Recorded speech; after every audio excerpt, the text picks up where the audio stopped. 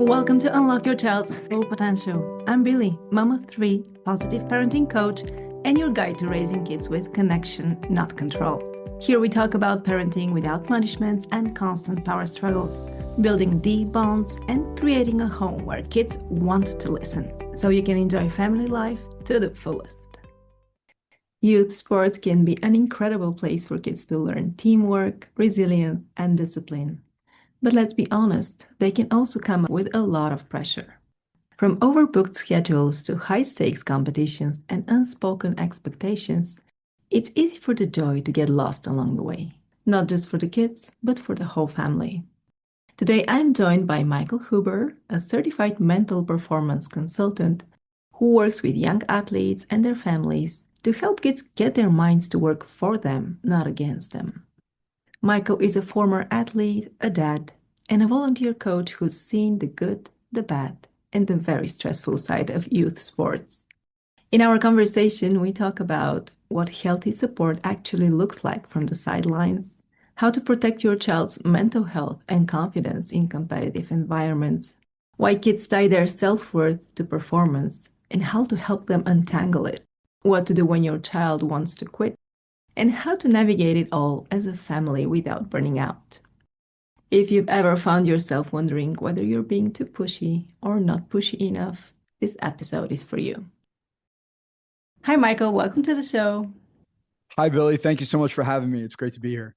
I would love to start with your own story and your experience as a sports parent and a volunteer coach. And what did you witness firsthand that made you want to support families differently?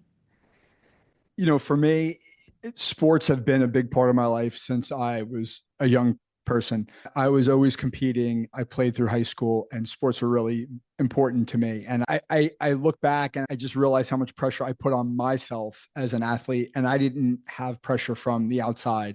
And then when I became a parent and I started to coach young people, I started to see how much pressure they were getting from the outside, right? From parents in terms of what parents' expectations were, or criticisms, or focusing on outcomes and performance and not on the experience of having a good time, playing a sport and wanting to grow and get better and sustain participation so that as they got older, they were developing and giving themselves a chance to be successful. And so seeing that, I wanted to be somebody who could sort of influence that system, right? In terms of how young people looked at their experience, the way they talk to themselves, the way the adults talk to them, really giving them the tools to enjoy their experience and stick around versus feeling like, oh, this is something to be judged about. You're not good enough. You should be better. You got to try harder, right? All these things that young people hear that discourage them from wanting to play. I wanted them to feel like, hey, you're doing really great. You're getting better. You're not where you want to be yet, but you're going to get there. So I wanted to be that person to sort of provide that support to keep them going and not feel like they're being discouraged. Yeah, and even if they don't become professional athletes, experience could be good and they can learn a lot of life skills along the way. Well, exactly. And the truth is that a very, very small percentage of athletes become professionals, right? And so, the expectation that would even happen is in some ways very unrealistic. Now, as a father and as a mental performance coach, I would never discourage anybody, right? If your dream or your goal is to be a professional athlete, I want them to think about what they can do to facilitate that. What are the actions you can take? But at the end of the day, most of us get into sport for the experience, fun, social connection, fitness, like to stay in shape and to learn new skills, to get better at something. And then eventually at a certain age, whether you're, a teenager or you're in college or you do make it past that, there's going to be a retirement, right? So the things that you learn from the experience, from the sport, are really the things that are there to be focused on. And I think, to go back to your original question, I think we've lost focus on that in a lot of ways. It's really about the outcome. Where am I going to get with this? What's the result I'm going to get that is the payoff from my investment in this sport versus, hey, just being involved is the payoff. And if I get the result that I want, that's a bonus. But it's really hard to generate outcomes because they're largely out of our control. Right. And there's a toxic side of youth sports, maybe because of the overambitious parents and overambitious coaches. Where I live, a lot of the coaches are not that engaged with the mental health of Mhm. the athletes, but rather results oriented, like how many medals are we going to win here? And then the next competition, and you see the kids shaking with anxiety before performance, and it's really hard to watch. Yeah, exactly. And so, like that visual, right? That picture you just painted is exactly some of the things that I saw, like that anxiety about having to go out and perform at a very young age to please somebody else, right? Whether it's a coach, a parent, or your teammates, but you're more worried about what they think of you than just going out and enjoying the experience. And it is something that I think a lot of young athletes learn at a young age and they take it with them. And then as the consequences become greater as they get older and performance and wins and losses become more relevant, then it just compounds because now it's like, well, I've already had this sort of natural response ingrained, but now there's more eyeballs, there's more judgment, there's more on the line. And now a lot of these young athletes don't really know how to sort of cope with it. So that's part of my job is to help them do that. And how can we as parents best support them? As parents, I think it's a couple things. It's the language from a very early age, that language of growth mindset and, hey, did you have fun? Do you Mm. feel like you're getting better? Focusing on, hey, you've made progress, keep going, right? Versus, oh, you did that wrong. You made a mistake. You need to do this better. You should have done this, right? Or someone says you should have just done that. Just implies like, oh, it should have been really easy. When we know it's not that easy to do it, even at a young age, right? Like you just say, hey, young person, go just do that. They're trying to do it. It's just really hard in that environment, right? So like that language absolutely matters, the way we talk to our kids, right? And then ultimately giving them the skills to cope with that. So whether it's basic stuff, whether it's breathing, right? Just breathe, right? When there's an anxiety, why do we breathe? We breathe to relax and to slow our heart rate down and relax our muscles so that we're not so tense that we can't focus and go have fun. What do we say to ourselves, right? A very common thing somebody might say is, you got this, or some sort of positive self talk that would allow that child to feel good about themselves, right? So giving them those little skills. And then I think the last thing, quite frankly, is letting them experience whatever it is they experience, right? If they fail, let them fail. If they're successful, praise them, but don't go over the top on it, right? Like it's just put it into perspective. Hey, it's a game, it's a sport. If you did well, great. How do we define success? You tried really hard today, right? Mm. You worked really hard. You had a good attitude. You had a smile on your face. You were a good teammate.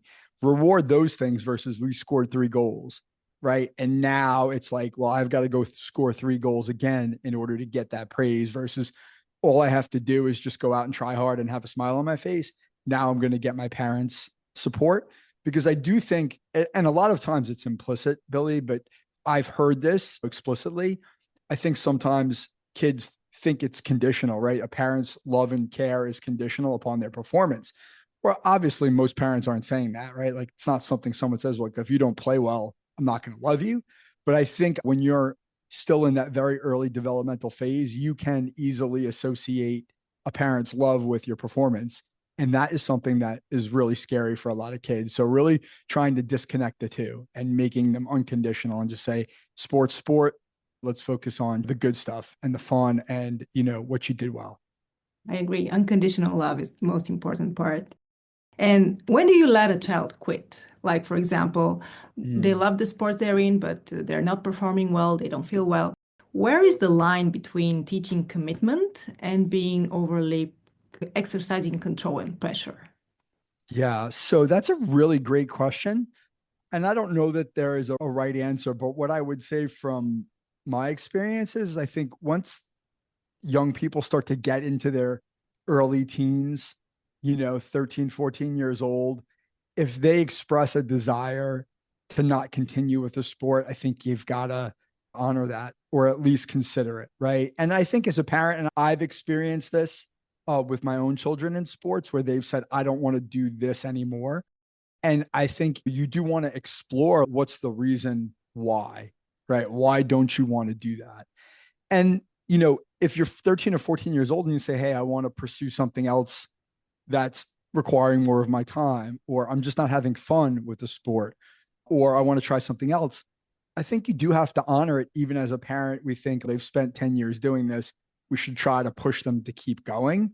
I think it's understanding why they don't want to do it is a really important part of it. But I think if a young person who's 13 or 14 years old, who's starting to enter those teen years and has that, they're more mature and they have a clear sense of what they want to do. I think as parents, we've got to let them make that decision, because I think if we force them into doing something that they don't want to do, they're going to resent it. And that's going to create a longer term issue. And they're probably not going to perform the way you want them to, because they're just going to feel like they're forced to be there. Right now, when they're younger, I think the thing that I'm big on as a parent, and certainly as a coach as well, is when you commit to something, right? If a child says to you, hey, I want to play this sport this year, and then 2 weeks into it or midway through it, they say, I don't want to do it anymore. That's where I think you've got to stress to them, hey, we've made this choice. We made a commitment. You've got to finish the season. Unless they're in danger, if something's really dangerous for them, you might elect to opt out. Right. But by and large, if they've committed, like really teaching them that lesson of, hey, you've committed to the team, you've got to be there. Let's make it through the season. We'll work together. We'll be resilient. And then when it's over, if you don't want to do it anymore, we'll move on.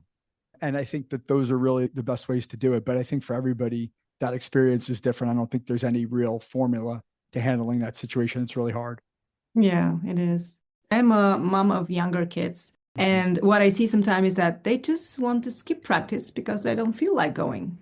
And if you let them skip a few times, then it becomes a habit. So I'm keen on just today we have practice Yeah. and we're going no matter how we're feeling because we Yeah. have committed.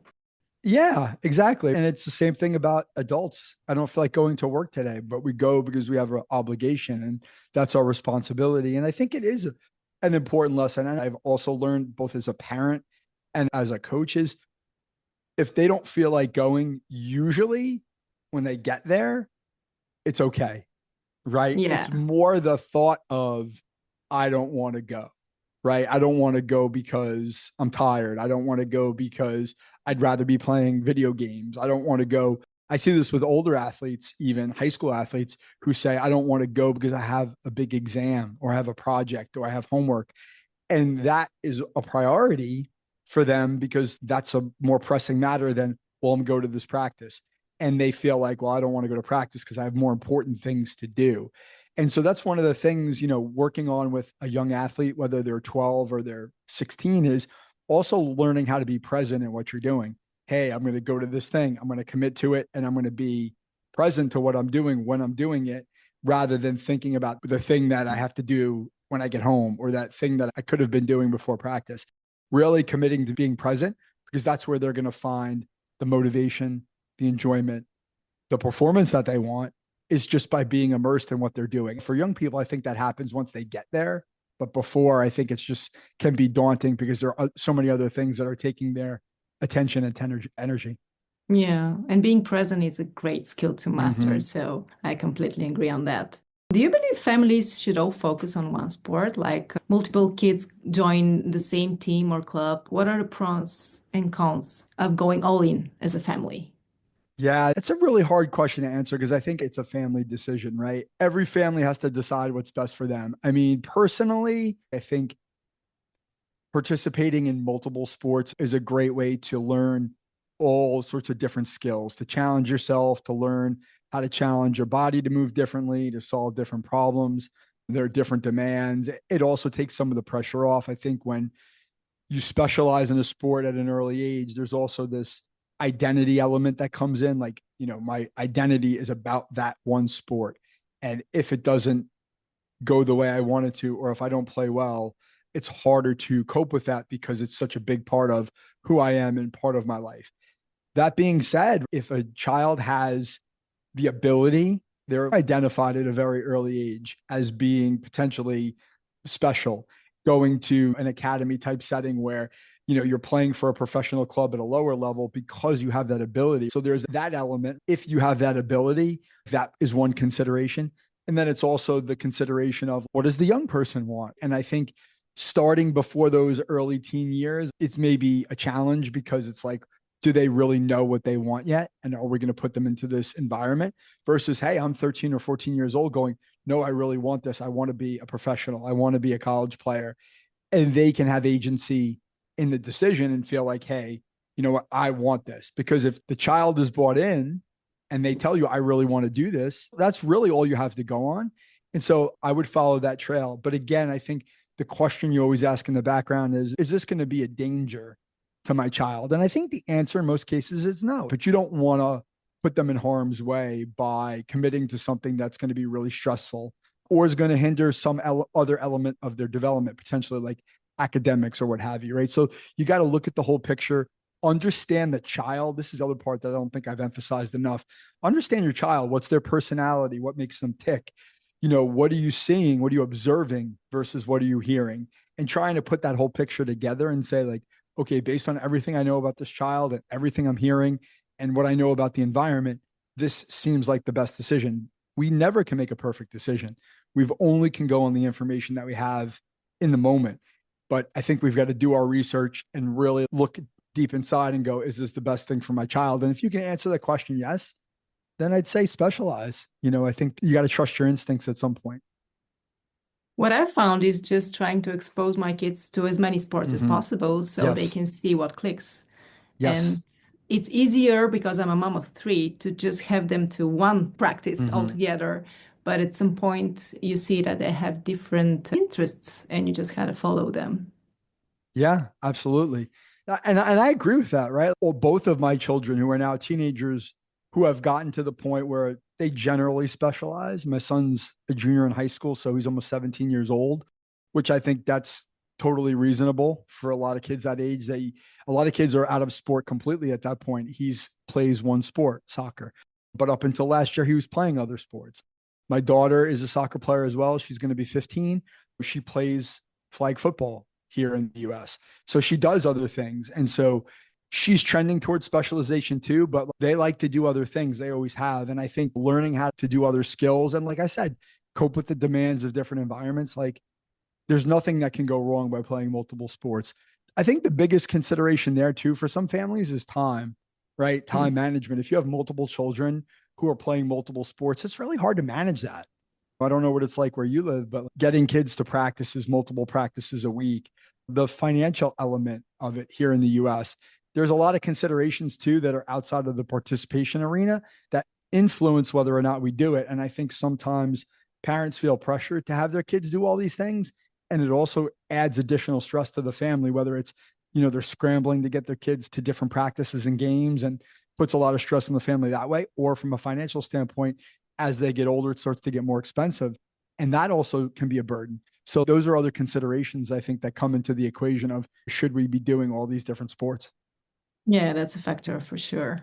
And you work on the mental side of performance. Can we talk about the connection between sports and mental health? And then go into confidence, the self-talk. Yeah, I mean, listen, I think the connection between sports and mental health is more prevalent than ever. What I see is that there are more and more young people tying their self-worth to their performance.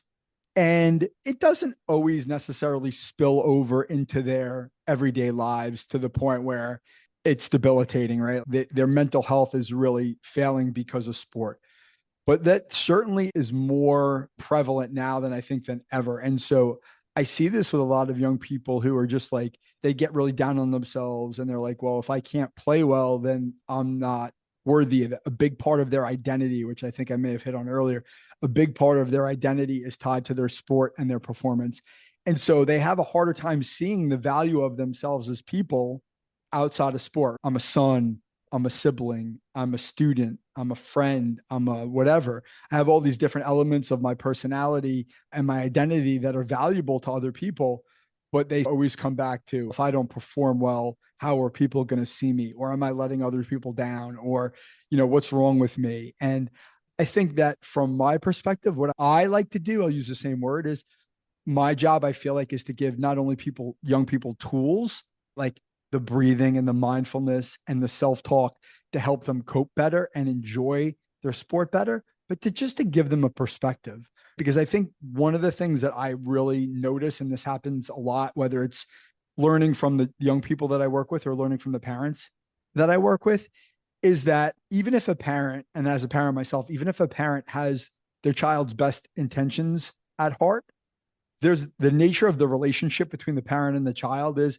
at a certain point, the child doesn't always want to hear from the parent anymore. Right. And so it's like, stop telling me this, or it's very common for me to hear, I tell my child these things from a parent. And I'm like, those sound like positive things. What you're saying is factually correct, or it's positive. It's not like you're, making it hard on them, but the child just doesn't want to listen because it's coming from the parent. So my role in those situations is really to step in and try to reinforce some of those messages, but knowing that because I'm objective and I don't have an emotional connection to the family, at least right away, that it's not a judgment. It's more of a, hey, I'm a coach, I'm trying to help you. And it doesn't really impact me necessarily. It's really more about you versus that dynamic of parent to child, which can be really heavy and difficult at times as a parent trying to get through to your child. So I'd love to be able to give young people the perspective along with the tools to help them see their sport in a different way and to approach it with more of a present, growth-minded approach. I love that. Kids need more role models, not just their parents. And I love that it's a grown-up person because there is a tendency right now that kids' values are formed by their interaction with their peers rather than grown-up people who have the perspective, like you said. And it's not just the parents, it takes a village, right? Yeah, and that's a great point, actually. And I definitely notice that in my work. People ask me this, and I don't want this to sound bad or anything, but a common question I get is, people would say when they find out what I do for a living, they'll say, well, you must deal with some really crazy parents. And the answer to that question is I usually do not. Usually the parents that come to me are coming with the intention of what you just said, which is they're looking for somebody who's not them, who's an adult that can help shape and guide their child because they know that they've reached their limits of their ability to get through to their child on this level as it relates to sport. So they're looking to bring more people into the equation to say, hey, I understand that I'm not able to serve in this role anymore. I was for a long time. Now I want you to step in and really try to help my child because I understand that they do need more help. They do need a role model. They do need a coach, the mentor, whatever it is, to come in and help shape them because we realize that we can't serve in that role anymore. And I think that's really humble. And I think it's really admirable that parents are willing to do that because I think as a parent, sometimes we feel like we have to solve all the problems ourselves and that we shouldn't, or we don't want to ask for help because it's vulnerable and it seems uncomfortable. Or, we just don't feel like we should ask anybody else for help. And that's just not, we're not being fair to ourselves. I mean, we don't know everything either. So we really got to try to do what's best for our children. And sometimes that's asking other people for help. Yeah, and I also believe that each child has a journey ahead of themselves and it's not all in our control. So just relax and let it be at some point. Yeah, that's a great point. That's not that easy. Like that kind of goes back to that idea of making decisions, having young people make their own decisions. Yes, sometimes we do absolutely do have to do what you just said, relax and let it be, accept the situation and understand that we can't fully control it. We have to just let it kind of evolve and play out, knowing that we can't manipulate it. And it's not in a bad way. We can't control it anymore. But I think that's a really hard thing for any parent to do, to just watch their child evolve and go off on their own and make their own choices and not feel like we have the ability to help them or not have a say. As a parent, that's probably one of the biggest challenges any of us has. Yeah, I think so. On one side is the responsibility, and on the other side is, well, it's their life. We are there to support them, but not to control it. And it's a hard one. I would like to ask, you work with so many families. What's the one thing you wish more sports parents knew? That's a really great question. Off the top of my head, I think they're not alone. I think sometimes, like any other problem, we feel like our problems are unique and that we're the only ones going through them. And I can tell you, having worked with parents for quite some time, I hear a lot of the same themes like that they just don't know what to do, or they're at a loss, or they don't know how to solve this problem. And they feel like maybe they're the only one that's going through it, and they're not. There are other people out there that are going through what you're going through. And there are people you could talk to, and there are people you can ask for help, whether it's for yourself as a parent, right? And that's the other thing, right? You can get help for yourself as a parent trying to manage the environment that you're in, but you also can get help for your child and ultimately feel better about addressing some of these challenges that maybe feel like they're overwhelming or they're too big to handle.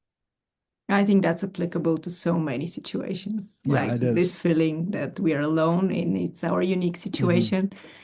And when we find the community that supports us, it's so much better. Okay, Michael, thank you so much for this thoughtful conversation and for sharing your insights with us today.